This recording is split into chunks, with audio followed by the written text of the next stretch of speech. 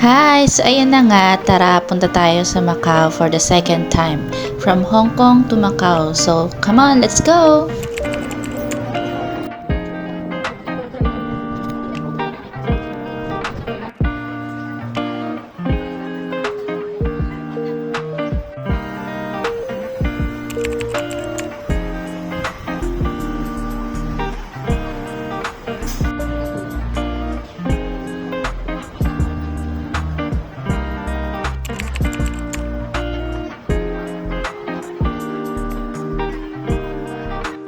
So, ito naman yung famous na free taste dito sa Macau, yung beef jerky.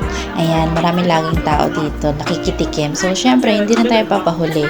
Makikitikim din tayo. And then, ayan naman yung Portuguese egg tart ng Macau. At dahil holiday kami pumunta, October 1, National Day ng Hong Kong at China, sobrang daming tao, as in super init. Kaya naman, pag pupunta kayo, don't forget to bring umbrella, water, fan or mini fan kasi talaga naman madidehydrate kayo.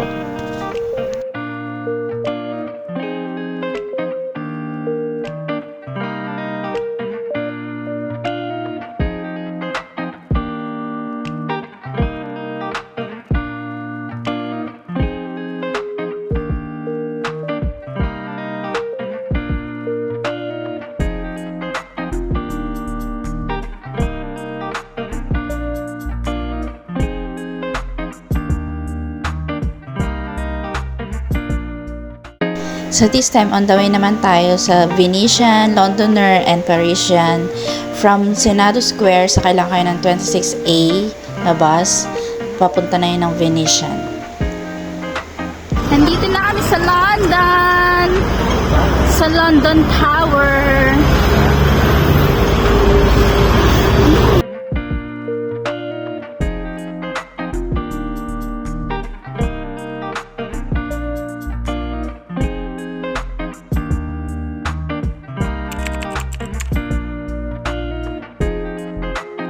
So pagpasok mo naman ng Venetian, ito ang makikita mo. Ang ganda, 'di ba? Papunta yan dyan sa may casino.